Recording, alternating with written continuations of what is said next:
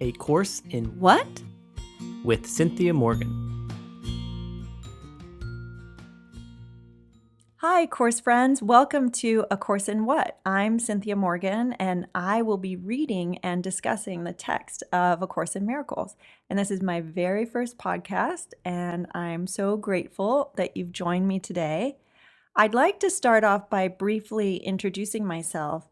I'm a hypnotherapist in Los Angeles, California, and I've been in private practice for 12 years now. I've taught workshops on hypnosis, meditation, spirituality, healing, and A Course in Miracles. I received the course in 1986, I believe, from my father, and I started teaching it to a small group of dedicated students in 1992.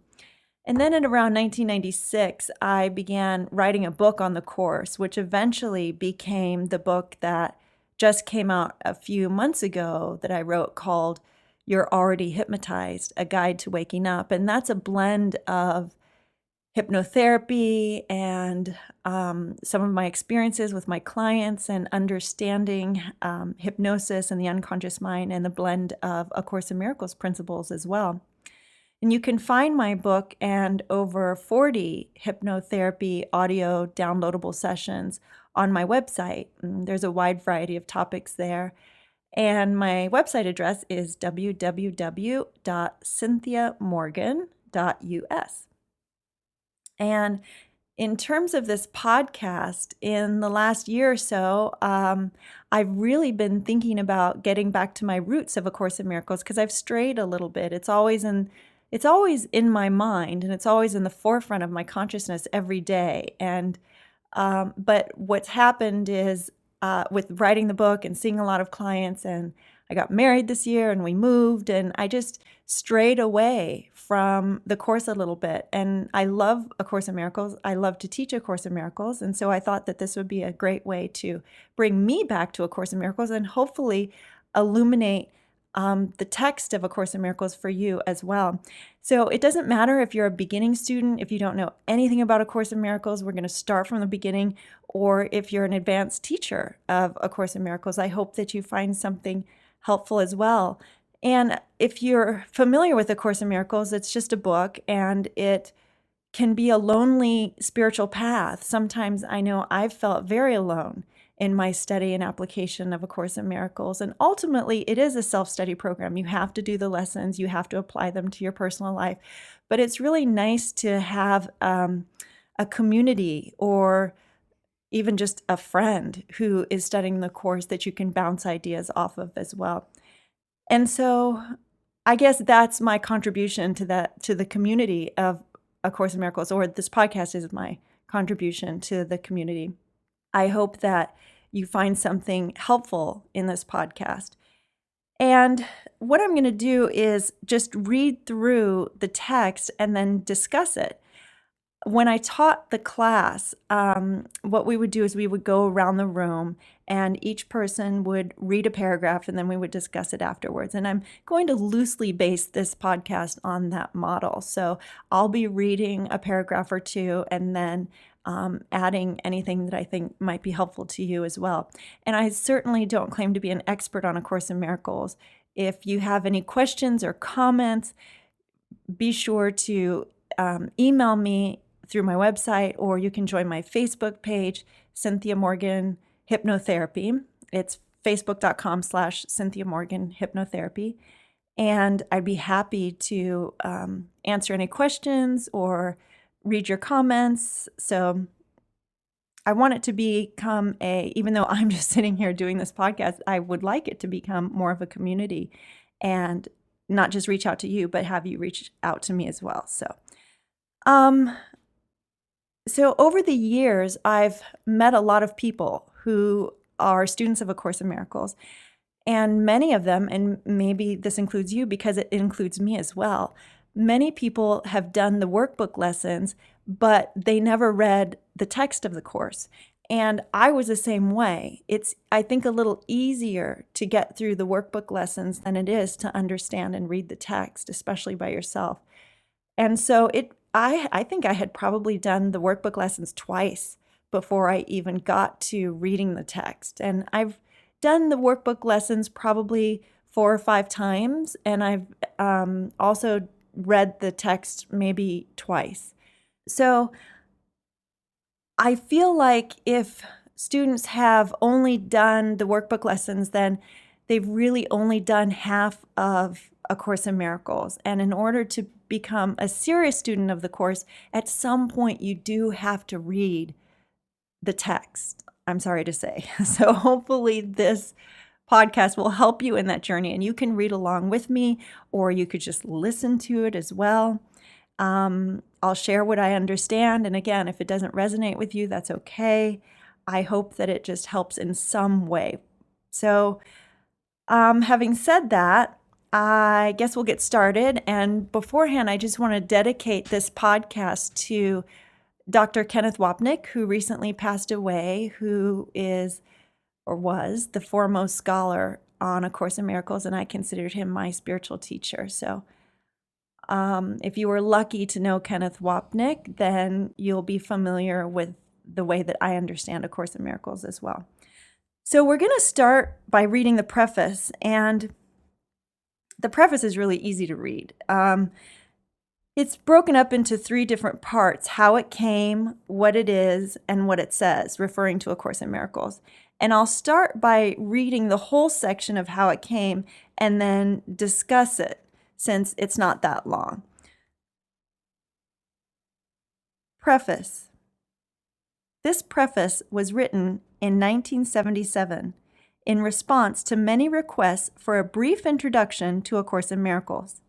The first 2 parts, how it came, what it is, Helen Schucman wrote herself. The final part, what it says, was written by the process of inner dictation described in the preface. How it came. A Course in Miracles began with the sudden decision of 2 people to join in a common goal. Their names were Helen Schucman and William Thetford, professors of medical psychology at Columbia University's College of Physicians and Surgeons in New York City. It does not matter who they were, except that the story shows that with God, all things are possible. They were anything but spiritual. Their relationship with each other was difficult and often strained, and they were concerned with personal and professional acceptance and status. In general, they had considerable investment in the values of the world. Their lives were hardly in accord with anything that the Course advocates. Helen, the one who received the material, describes herself: psychologist, educator, conservative in theory, and atheistic in belief. I was working in a prestigious and highly academic setting, and then something happened that triggered a change of events I could never have predicted. The head of my department unexpectedly announced that he was tired of the angry and aggressive feelings our attitudes reflected, and concluded that there must be another way. As if on cue, I agreed to help him find it. Apparently, this course is the other way. Although their intention was serious, they had great difficulty in starting out on their joint venture. But they had given the Holy Spirit the little willingness that, as the Course itself was to emphasize again and again, is sufficient to enable him to use any situation for his purposes and provide it with his power. To continue Helen's first-person account, 3 startling months preceded the actual writing, during which time Bill suggested that I write down the highly symbolic dreams and descriptions of the strange images that were coming to me. Although I had grown more accustomed to the unexpected by that time, I was still very surprised when I wrote, "This is A Course in Miracles." That was my introduction to the voice. It made no sound, but seemed to be giving me a kind of rapid inner dictation, which I took down in a shorthand notebook. The writing was never automatic. It could be interrupted at any time and later picked up again. It made me very uncomfortable, but it never seriously occurred to me to stop. It seemed to be a special assignment I had somehow, somewhere agreed to complete. It represented a truly collaborative venture between Bill and myself, and much of its significance, I am sure, lies in that. I would take down what the voice, quote, said, and read it to him the next day, and he typed it from my dictation. I expect he had his special assignment too. Without his encouragement and support, I would never have been able to fulfill mine. The whole process took about 7 years. The text came first, then the workbook for students, and finally the manual for teachers. Only a few minor changes have been made. Chapter titles and subheadings have been inserted in the text, and some of the more personal references that occurred at the beginning have been omitted. Otherwise, the material is substantially unchanged.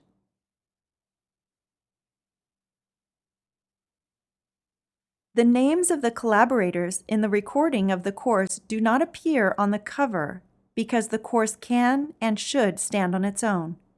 It is not intended to become the basis for another cult.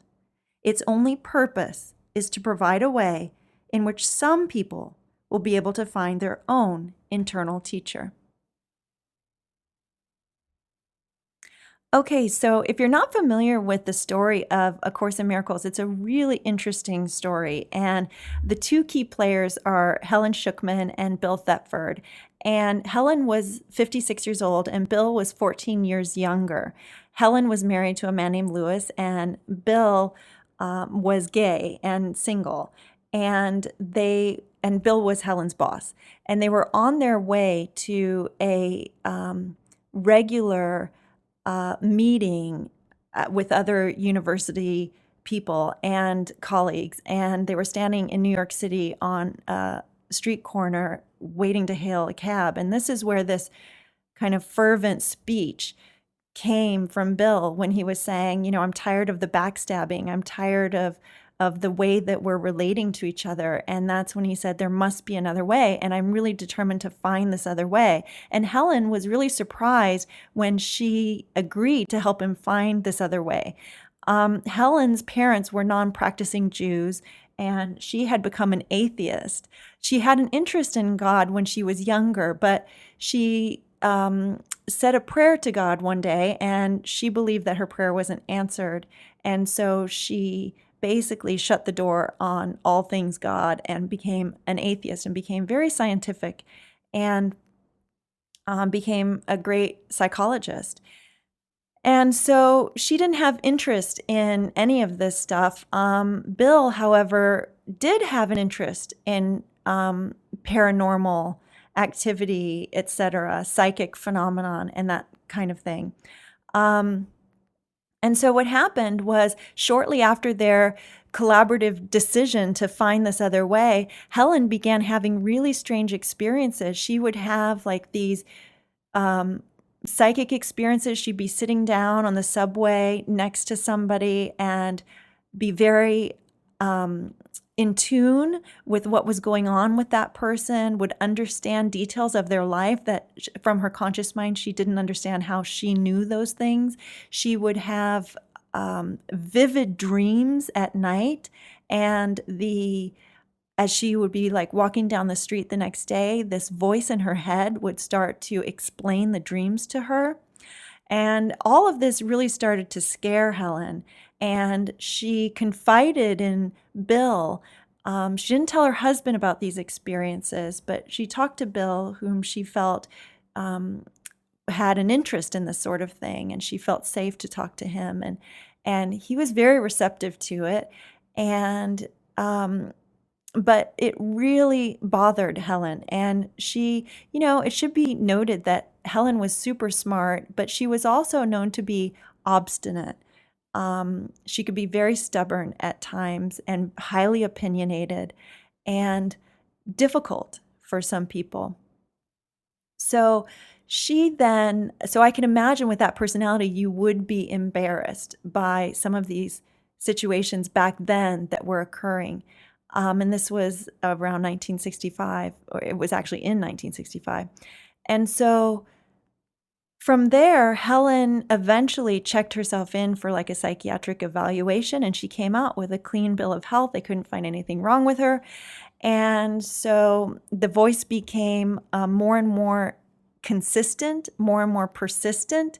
And she eventually, the voice in her head that she kept hearing, identified itself as Jesus. And this scared her. And I think she was very put off by that name. As you can imagine, being a raised non-practicing Jew and then becoming an atheist. So she wouldn't call the voice Jesus. She simply called it the voice. So she would say, the voice is talking to me again. And after this went on for a few weeks or whatever, she eventually took Bill's suggestion, and he said, maybe instead of trying to ignore this voice, which is not working, or trying to quell this voice, you should listen to this voice. And maybe this voice has something to say, and once it says it, then it'll disappear. And so she ended up sitting down one evening on October 21st, 1965, in a corner of her home, and she knew shorthand. So she sat down quietly and just surrendered and said, all right, if you have something to say, I'm here to listen and I'll write it down. And the voice said, this is A Course in Miracles. Please take notes. And she took notes almost every day for 7 years. And out came A Course in Miracles.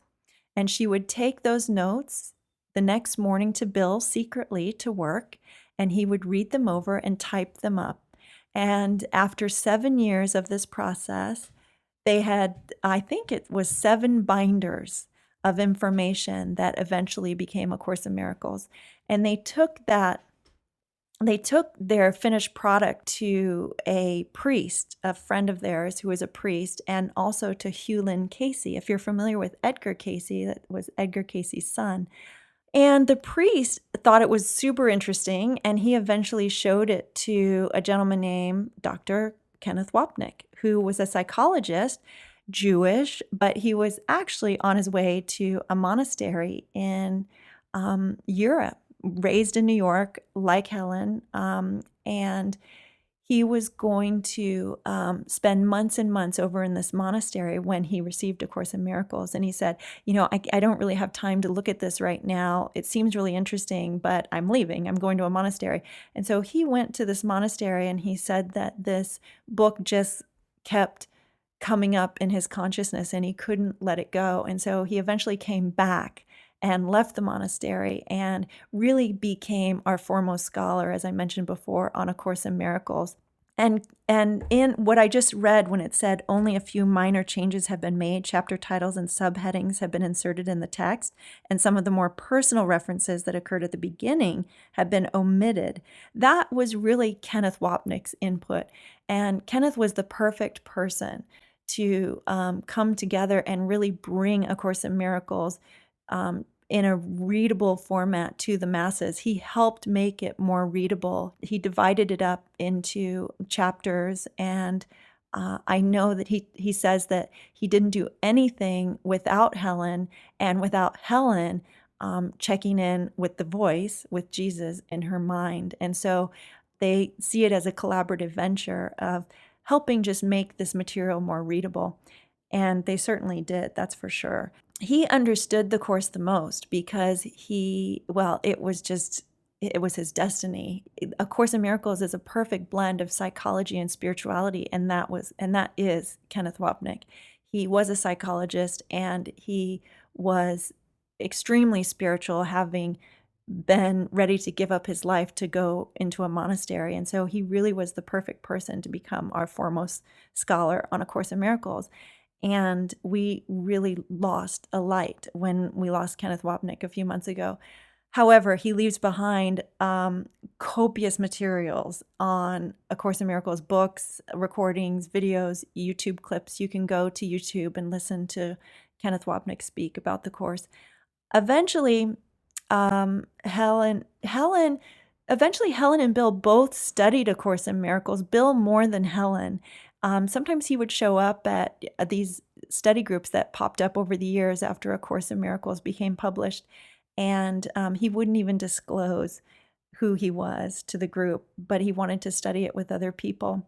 And Helen eventually died in 1982, and Bill died in 1988.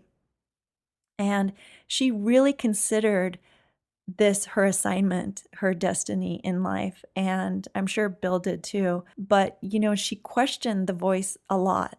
And I think she also was the perfect person to scribe A Course in Miracles because she was meticulous with detail.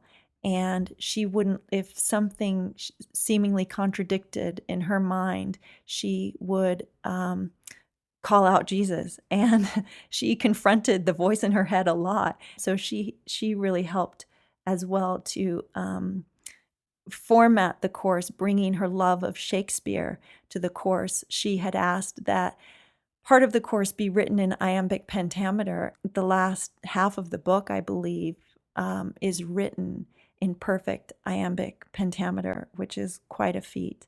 So it's a really interesting story of the course, and I think, if I remember correctly, the name of I read it so long ago, the name of Kenneth Wapnick's book on the story of A Course in Miracles and Helen and Bill's journey is called Absence from Felicity. So we'll move on now to what it is, the second section of the preface. As its title implies, the course is arranged throughout as a teaching device. It consists of 3 books, a 669-page text, a 488-page workbook for students, and a 92-page manual for teachers. The order in which students choose to use the books and the ways in which they study them depend on their particular needs and preferences. The curriculum the course proposes is carefully conceived and is explained step by step at both the theoretical and practical levels. It emphasizes application rather than theory and experience rather than theology. It specifically states that a universal theology is impossible, but a universal experience is not only possible, but necessary. Although Christian in statement, the course deals with universal spiritual themes. It emphasizes that it is but one version of the universal curriculum. There are many others, this one differing from them only in form. They all lead to God in the end. The text is largely theoretical and sets forth the concepts on which the course's thought system is based. Its ideas contain the foundation for the workbook's lessons. Without the practical application the workbook provides, the text would remain largely a series of abstractions, which would hardly suffice to bring about the thought reversal at which the course aims. The workbook includes 365 lessons, one for each day of the year. It is not necessary, however, to do the lessons at that tempo, and one might want to remain with a particularly appealing lesson for more than one day. The instructions urge only that not more than one lesson a day should be attempted. The practical nature of the workbook is underscored by the introduction to its lessons, which emphasizes experience through application rather than a prior commitment to a spiritual goal. Some of the ideas the workbook presents you will find hard to believe, and others may seem to be quite startling. This does not matter. You are merely asked to apply the ideas as you are directed to do. You are not asked to judge them at all. You are asked only to use them. It is their use that will give them meaning to you and will show you that they are true. Remember only this. You need not believe the ideas. You need not accept them. And you need not even welcome them. Some of them you may actively resist. None of this will matter or decrease their efficacy. But do not allow yourself to make exceptions in applying the ideas the workbook contains. And whatever your reaction to the ideas may be, use them. Nothing more than that is required. Finally, the Manual for Teachers, which is written in question and answer form, provides answers to some of the more likely questions a student might have. It also includes a clarification of a number of the terms the course uses, explaining them within the theoretical framework of the text. The course makes no claim to finality, nor are the workbook lessons intended to bring the student's learning to completion. At the end, the reader is left in the hands of his or her own internal teacher, who will direct all subsequent learning as he sees fit. While the course is comprehensive in scope, truth cannot be limited to any finite form, as is clearly recognized in the statement at the end of the workbook. This course is a beginning, not an end. No more specific lessons are assigned, for there is no more need of them. Henceforth, hear but the voice for God. He will direct your efforts, telling you exactly what to do, how to direct your mind, and when to come to Him in silence, asking for His sure direction and His certain word. Okay, so I want to talk for a moment just about doing the workbook lessons. And if you haven't already done them, I think that's the number one question I get is, should I start with the workbook? Should I start reading the text? And again, it doesn't matter. You can start wherever you like. I find that most people start by doing the workbook lessons. You may not even understand the workbook lessons, and that's okay. You just do them anyway.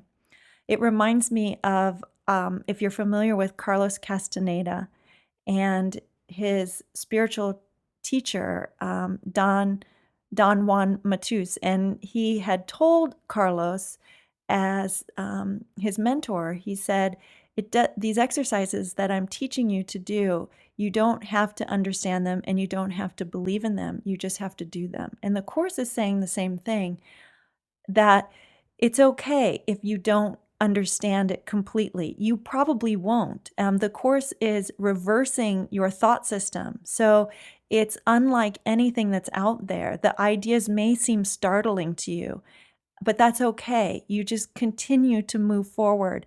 And I find that most people, it's funny, I was just having dinner the other night with my husband and another couple, and one of and it was our friend, and he brought a new boyfriend with him, and we were talking to this new boyfriend who was interested in A Course in Miracles, and he said, I've been doing the workbook lessons, but I stopped. And I said, oh, you must be around lesson number 20. And I said, I find that people stop between like 18 and 22. And he said, oh my gosh, I did. I stopped at lesson number 18. And the reason that I knew that is because I hear it all the time.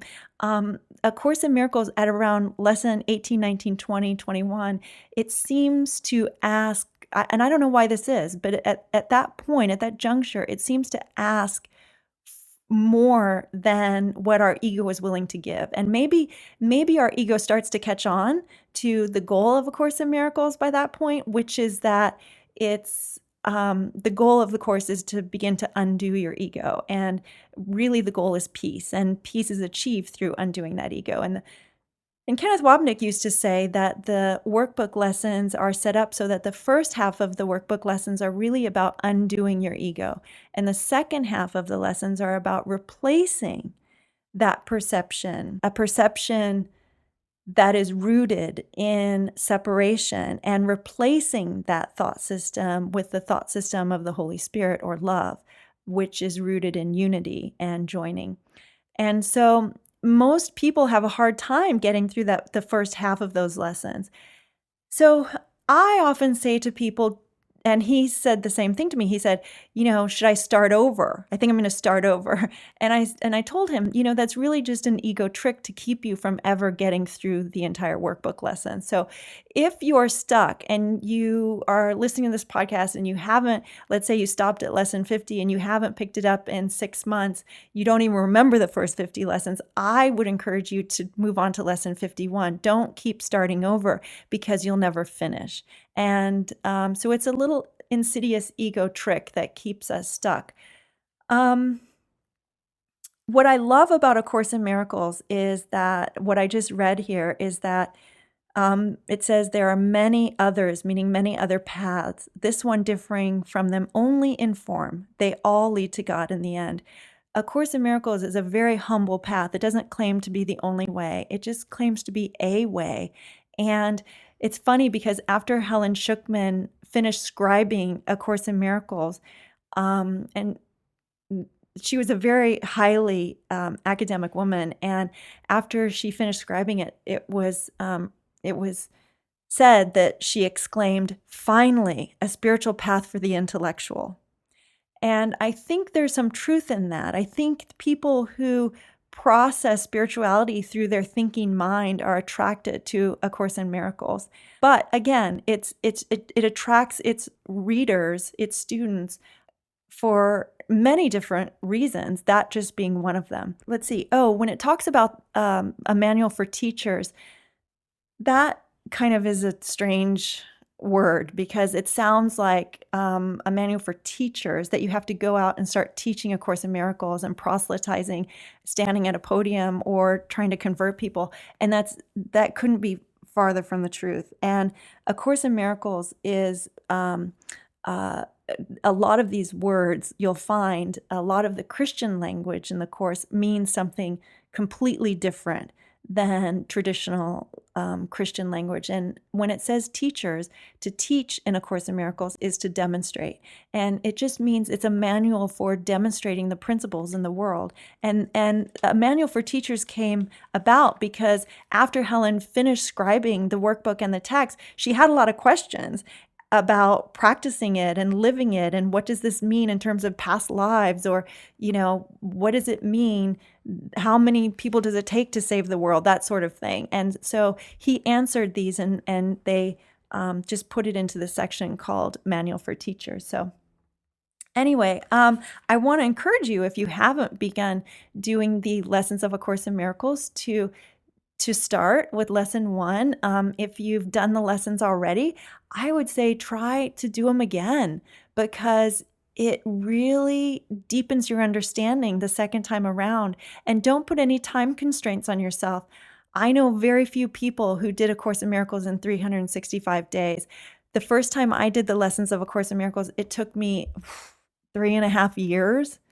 And then the second time I did it, it took me maybe 3 years. And then the third time, 2.5 years. And the fourth time, 2 years. I've never done A Course in Miracles in a year. And I don't think I ever will, quite frankly. So, but that's okay.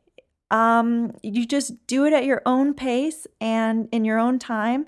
Have fun with it too. So I think that what we'll do is we'll stop there today, because the last section, what it says, is more about the metaphysics of A Course in Miracles, and that can get a little heady. And I actually wrote a section in my book as well, kind of explaining it. And so I'm going to read between the preface and read from my book in the next podcast on the metaphysics of A Course in Miracles, which is really, really interesting because it's unlike anything out there. So it involves like quantum physics ideas and Buddhist ideas and Hindu ideas. And so I think you'll find it very interesting if you're not familiar with A Course in Miracles. And I'll also talk more about the Christian language and what that means and why you shouldn't be afraid of it. So anyway, thank you so much. I hope this has been helpful and interesting to you. And I'm going to end each podcast with the summary of A Course in Miracles, and that is: nothing real can be threatened. Nothing unreal exists. Herein lies the peace of God.